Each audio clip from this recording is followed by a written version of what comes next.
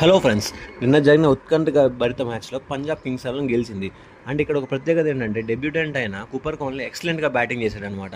అసలు ఎవరు ఎక్స్పెక్ట్ చేయలేదు. ఎందుకంటే ఆస్ట్రేలియన్ కూడా సడన్గా ఫస్ట్ మ్యాచ్లో వచ్చి ఇంత బాగా ఆడతాడు, స్పిన్ని బాగా ఆడతారు, పేస్ని బాగా ఆడతారు ఎక్స్పెక్ట్ చేయలేదు. కానీ తను చాలా బాగా ఆడి పంజాబ్ కింగ్స్ లాస్ట్ వరకు ఉండి గెలిపించాడు. ఎందుకంటే ఇంకొక ఎండ్లో వికెట్స్ పడిపోతూనే ఉన్నాయి, కానీ తను మాత్రం లాస్ట్ వరకు ఉండి మ్యాచ్ గెలిపించాడు. Excellent innings. One more thing ఏంటంటే లాస్ట్ 2 ఓవర్స్లో వాళ్ళకి ఆల్మోస్ట్ 18 రన్స్ కావాలి. వికెట్స్ అన్ని 7 వికెట్స్ అయిపోయింది, 7 to 8 wickets.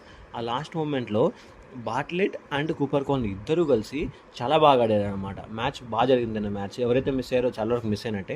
And one more thing, వీళ్ళ బ్యాటింగ్ విషయాన్ని బట్టి ప్రదీప్ సిమ్రాన్ సింగ్ కూడా చాలా బాగా ఆడాడు. ప్రదీప్ సిమ్రాన్ సింగ్ ఎప్పుడైతే అవుట్ అయ్యాడు నెక్స్ట్ టకటక వికెట్స్ పడిపోతూనే వచ్చాయి.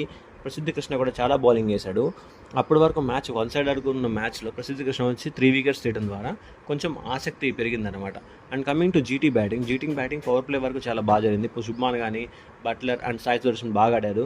ఎప్పుడైతే వీళ్ళిద్దరు సుదర్శన్ అండ్ గిల్ వికెట్స్ పడిపోయిన తర్వాత స్లో అవుతూ వచ్చింది. గ్లెన్ ఫిలిప్స్ వచ్చాడు. గ్లెన్ ఫిలిప్స్ వచ్చిన కొన్ని తర్వాత షార్ట్స్ కొట్టడం స్టార్ట్ చేశాడు. తను అవుట్ అయిపోయిన తర్వాత ఇక స్లోగా వెళ్ళిపోయింది మ్యాచ్ అంతా. ఒక టెస్ట్ మ్యాచ్ లాగా ఎంత బాబు అనిపించింది. 15 to 20 ఓవర్స్ అయితే అసలు వాళ్ళకి 4 or 6 రాయడానికి చాలా కష్టమైంది. అండ్ కమింగ్ టు పంజాబ్ బౌలింగ్లో మార్కో జాన్సన్ మొత్తం చాలా బాగా వేశాడు.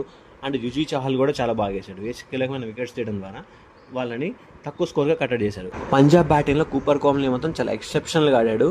అప్రిషియేట్ చేయాల్సిందే ఈ యంగ్ బాయ్ని. మీరేమనుకున్నారు? మీకు ఎలా అనిపించింది పంజాబ్ ఇన్నింగ్స్ అనేది? మీకు కనుక నా ఆన్సర్ నచ్చి లైక్ చేయండి, షేర్ చేయండి, సబ్స్క్రైబ్ చేయండి. జై భారత్.